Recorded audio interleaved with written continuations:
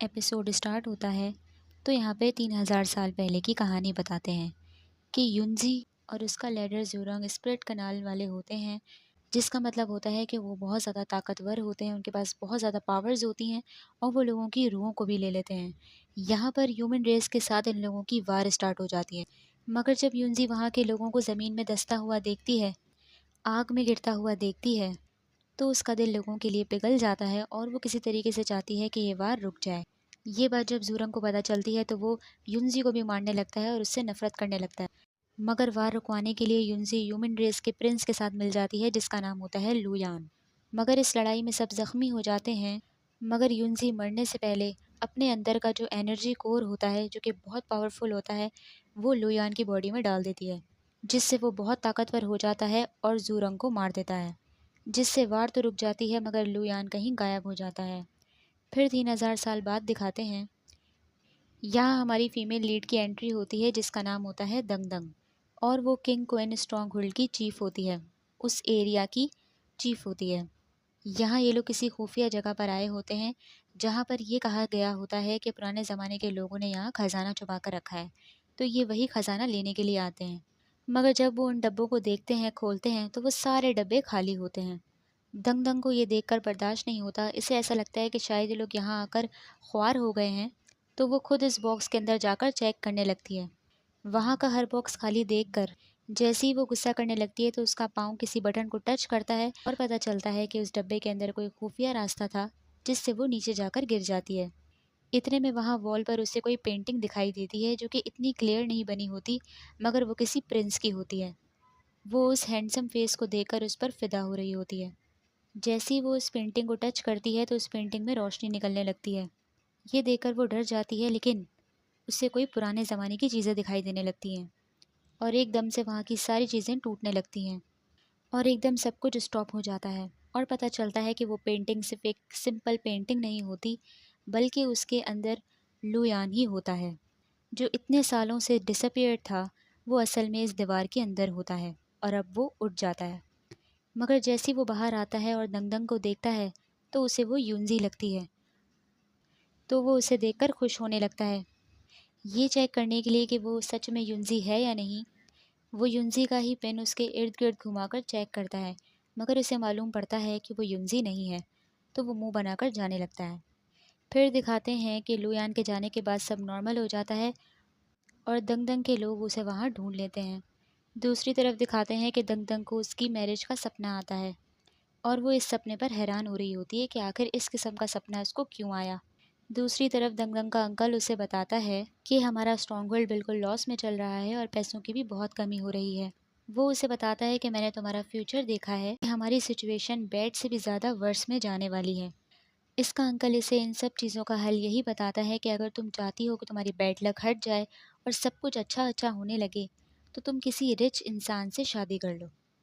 ये बात सुनकर दंगदंग साफ मना कर देती है कि जब मैं 10 साल की थी तब भी आपने मेरी बैड लक के रोने रोकर मेरी शादी इस मुर्गे से करवा दी थी, मगर अब मैं अपनी ज़िंदगी बर्बाद नहीं होने दूंगी और अब मैं किसी और से बिल्कुल शादी नहीं करूंगी। वो साफ इनकार करके चली जाती है। दूसरी तरफ दंगदंग को पता चलता है कि उसका बिजनेस वर्स से वर्स होता चला जा रहा होता है और इसके सारे लोग इसे आकर सिर्फ बैड न्यूज़ ही सुना रहे होते हैं। इनके पास पैसों की बिल्कुल कमी हुई भी होती है, इसके पास अपने लोगों तक को देने के कोई पैसे नहीं होते। इसका अंकल उसे फिर बताता है कि ये तो अभी सिर्फ शुरुआत है, अगर तुम शादी कर लो किसी रिच इंसान से तो सारी चीज़ें सॉल्व हो जाएंगी। यहाँ इस बैड सिचुएशन को देखकर दंग फैसला कर लेती है कि वो शादी करेगी। तो वो कहती है कि मेरे लिए कोई रिच फैमिली ढूंढ कर लेकर आओ। दंग बिल्कुल एक टॉम बॉय टाइप होती है, जिससे सब डरते हैं। दूसरी तरफ दिखाते हैं कि लुयान इस दौर की डेवलपमेंट को देखकर तो हैरान होता ही है, मगर साथ साथ वहाँ की आवाम भी उसकी ड्रेसिंग को देखकर हैरान हो रही होती है।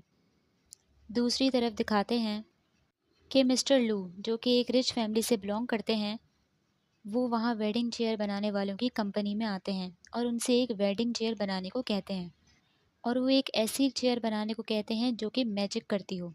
दूसरी तरफ दिखाते हैं कि गाड़ी की स्पीड बहुत तेज़ हुई भी होती है, वो बहुत फास्ट तरीके से लुयान की तरफ आ रही होती है, लेकिन लुयान वहाँ से हटने के बजाय गाड़ी को देखे जा रहा होता है कि जैसे ही गाड़ी उससे टकराती है वो तो वहाँ से गायब हो जाता है, लेकिन गाड़ी का नक्शा ही बदल जाता है। दूसरी तरफ दिखाते हैं कि चेयर बनाने वाली शॉप में एकदम से टाइम रुक जाता है और वहाँ का जो ओनर होता है जिन, उसे एहसास हो जाता है कि वहाँ लुयान आया है। वो लोग जैसे ही पलट कर देखते हैं तो उनकी शॉप में वहाँ लुयान खड़ा होता है। उसे देखकर वो उसके पैरों में गिर जाते हैं और इसे अपना मास्टर कहने लगते हैं। वो मना करता है कि मैं तुम्हारा मास्टर नहीं हूँ, बल्कि तुम्हारी मास्टर तो युनजी ही है। यहाँ पता चलता है कि ये लोग लुयान को 3000 साल पहले से जानते हैं, क्योंकि ये लोग इसी के साथी होते हैं। इन्हें पता होता है कि लुयान इतने सालों तक उस दीवार के अंदर बंद था। लुयान इनसे युनजी की रूह के बारे में पूछता है कि उसकी रूह तो इस किंग क्वीन माउंटेन में ही होनी चाहिए थी। क्या वो अपनी रूह को लेके कहीं चली गई है? ये लोग लुयान से माफ़ी मांगते हैं कि हमें माफ़ कर दीजिए, क्योंकि इनसे युनजी की रूह खो जाती है। इन्हें नहीं मालूम होता कि उसकी रूह कहाँ है। दूसरी तरफ जिन लुयान को बताता है कि आपने जिस रूह पकड़ने वाले को युनजी की रूह की रखवाली के लिए रखा था, वो युनजी की रूह के साथ 20 साल पहले ही मिसिंग हो चुका है। उसका कुछ अता पता नहीं है कि वो कहाँ गया। साथ ही साथ वो उसे बताता है कि इन लोगों का जो स्पिरिट कैनाल होता है, रूहों का कबीला जो होता है, वो भी टूट गया होता है। इतने में लुयान कब्र के अंदर से किसी इंसान को बाहर निकालता है और उससे इस रूह के रखवाले के बारे में पूछता है कि तुम तो यहाँ 3000 साल पहले से हो, तुम्हें तो पता ही होगा कि कौन यहाँ आता जाता है। उस आदमी को याद आ जाता है कि वो रखवाला उस युनजी की रूह को तो लेकर जा रहा होता है, मगर उससे वो रूह कोई छीन लेता है। इस अंकल को उसका होलिया, उसकी शक्ल याद नहीं होती। तो इसकी इस बात से लुयान भी थोड़ा सा हैरान होता है कि इतने सारे लोगों में उसको सिर्फ उसी शख्स के बारे में क्यों याद है। मगर उस अंकल को एक बात याद आती है कि जिस आदमी ने युनजी की रूह को लिया, उसके पास एक खंजर था जिस पर ये निशान था। वो निशान इसे बनाकर दिखाता है। जिन इसे लाइब्रेरी लेकर आता है कि जब से ये गायब हुआ है तब से लेकर अब तक की सारी हिस्ट्री इसमें मौजूद होती है। लुयान अपनी पावर्स के ज़रिए उन किताबों को पढ़ने लगता है, जिससे उसका होलिया भी तब्दील हो जाता है और वो इस ज़माने के हिसाब से ड्रेसिंग कर लेता है। दूसरी तरफ दिखाते हैं कि लुयान की बॉडी के अंदर एनर्जी कोर होता है, इसी की वजह से उसे दर्द होने लगता है। असल में वो ह्यूमन होता है, इस वजह से वो इतनी ज़्यादा पावरफुल एनर्जी कोर की एनर्जी बर्दाश्त नहीं कर पा रहा होता। उसके लिए उस एनर्जी को कंट्रोल करना बहुत मुश्किल होता है। जब भी वो इतनी तकलीफ़ से गुज़र रहा होता है, मगर ये सोचता है कि युनजी ने जो कुर्बानी दी, उसकी तकलीफ़ के सामने ये तकलीफ़ कुछ नहीं है। वो बस युनजी को ढूंढने में लग जाता है। जिन इससे कहता है कि क्या पता कि अब मास्टर युनजी ने भी कोई और रूप ले लिया हो, मगर ज़रूरी नहीं कि वो इंसानी रूप ही लें। क्या पता कि वो एक पत्ता बन गई हो या कोई एनिमल बन गई हो। लुयान कहता है कि चाहे वो बादल भी क्यों ना बन गई हो, मैं फिर भी उसे ढूंढ निकालूंगा, क्योंकि मुझे बस उसे ढूंढना है। दूसरी तरफ दिखाते हैं कि मिस्टर लू, जो कि सबसे ज़्यादा रिच होते हैं और अमीर होते हैं, तो जब ही दंग दंग फैसला कर लेती है कि वो इसी के बेटे से शादी करेगी और पूरी बारात लेकर उसके घर पर पहुंच जाती है। मिस्टर लू भी दंग दंग को शादी के लिए इनकार नहीं कर पाता, क्योंकि दंग दंग के पास उसका कोई राज होता है। इसीलिए वो अपने बेटे की शादी उससे करवा रहा होता है और उसके बेटे को उससे शादी नहीं करनी होती, इसलिए वो रोए जा रहा होता है। यहाँ इन लोगों ने वेडिंग चेयर सब कुछ तैयार करके रखी होती है, यहाँ तक कि सोने जेवरात तक भी। और आज ही इसकी शादी होती है और यहाँ लोग दुल्हन को लेने के लिए आते हैं, मगर लड़की दूल्हे को लेने के लिए आई होती है। असल में मिस्टर लू ड्रग का बिजनेस करते हैं और दंग दंग को इस बात का मालूम होता है। इसीलिए वो उसकी कमज़ोरी पकड़कर उसके बेटे से शादी कर रही होती है और उसके बेटे को वहाँ से उठाकर ले जाती है। और वहाँ सोने जेवरात देखकर उसके सारे लोग खुश हो रहे होते हैं कि अब तो हमारे दिन फिर गए, हम अमीर हो जाएंगे। वो लड़के की शक्ल देखकर उसे प्यारा तो कह रही होती है, मगर उसे कहती है कि ये थोड़ा सा वीक है, ये स्ट्रॉन्ग मैन नहीं है, मगर कोई बात नहीं, मैं काम चला लूँगी। दूसरी तरफ दिखाते हैं कि ये लोग बारात लेकर जा रहे होते हैं और दंग ने उस लड़के को लड़की की तरह वेडिंग चेयर में बिठाया हुआ होता है और वो खुद घोड़े पे बैठ के मज़े से जा रही होती है और वो लड़का अंदर बैठ के सिर्फ रोए जा रहा होता है। इतने में दिखाते हैं कि दंग दंग को एहसास होता है कि किसी की कोई आवाज़ नहीं आ रही, बहुत सन्नाटा है। यहाँ तक कि वो लड़का भी अंदर नहीं रो रहा होता। उसे कुछ गड़बड़ लगती है। वो जाके अपने लोगों से अंदर देखने का कहती है कि वो लड़का आखिर कर क्या रहा है, अंदर देखो। तो वहाँ एक औरत खड़ी होती है, वो उससे वो दरवाज़ा खोलने को मना कर रही होती है कि बदशगुनी होगी अगर आप ये दरवाज़ा खोलेंगी तो आपकी बैड लक हमेशा ऐसी ही रहेगी। मगर दंग दंग किसी की नहीं सुनती और खुद आकर वो दरवाज़ा खोल देती है। तो उसे पता चलता है कि अंदर कुछ भी नहीं होता, सब खाली होता है और वो लड़का गायब होता है। दंग दंग समझ जाती है कि इस औरत ने मुझे दरवाज़ा खोलने से मना किया था, तो इस औरत को कुछ ना कुछ तो पता होगा। वो उससे निकलवाने की कोशिश करती है। वो डर के मारे सारा राज खोल देती है कि मिस्टर लू ने ही आपके साथ धोखा किया है, मैंने कुछ नहीं किया। वो दंगदंग को समझाती है कि कोई मैजिक चेयर बनाने वाले हैं जो कि ऐसा मैजिक करते हैं इस वेडिंग चेयर पर कि जिसकी भी ज़बरदस्ती शादी करवाई जा रही होगी और जो भी इस वेडिंग चेयर के अंदर बैठेगा वो वहीं से गायब हो जाएगा। ऐसा ही मिस्टर लू भी करता है। वो अपने बेटे को दंगदंग से बचा तो नहीं सकता था, इसीलिए वो ये मैजिकल चेयर बनवाता है जिससे वो अपने बेटे को बचा लेता है और ये लोग तुरंत शहर छोड़ के भाग जाते हैं। साथ ही साथ दंगदंग को पता चलता है कि मिस्टर लू ने जो इन्हें सोना और चांदी वगैरह जो दिए थे वो सब कुछ गायब हो जाते हैं और उसकी जगह पत्थर रख दिए गए होते हैं।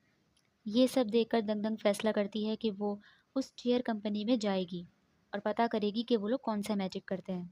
यहाँ दंगदंग अपनी पूरी फौज लेकर उसकी कंपनी में पहुँच जाती है।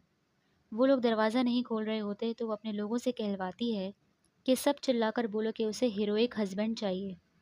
वहाँ ये सब चिल्ला ही रहे होते हैं कि इतने में पुलिस वाले किसी डाकुओं को पकड़ रहे होते हैं और हर जगह हलचल मच जाती है। वो डाकू अपने आप को बचाने के लिए किसी बच्चे का सहारा लेता है।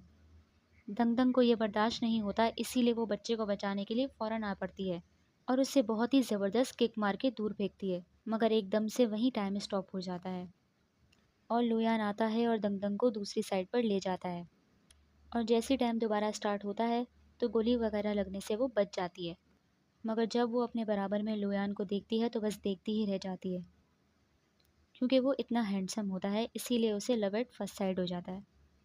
जिन जब दंगदंग को वहाँ देखता है तो उसे अपनी मास्टर समझने लगता है, मगर लुयान उसे वहाँ से लेकर जाता है और उसे बताता है कि ये मास्टर युनजी नहीं है, क्योंकि युनजी की शक्ल बिल्कुल दंगदंग से मिलती है।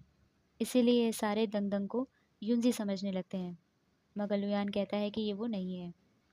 यहाँ लुयान तो उसके पास से चला जाता है, मगर दंगदंग की नज़रें उससे हट ही नहीं रही होती और दंगदंग डिसाइड कर लेती है कि वो शादी करेगी तो इसी लड़के से करेगी और इसे लुयान ही चाहिए। और यहीं एपिसोड ख़त्म हो जाता है। तो आप लोग मुझे बताइए आप लोगों को एपिसोड कैसी लगी। लाइक कीजिए, सब्सक्राइब कीजिए और कमेंट भी कर लीजिए। Thank you so much.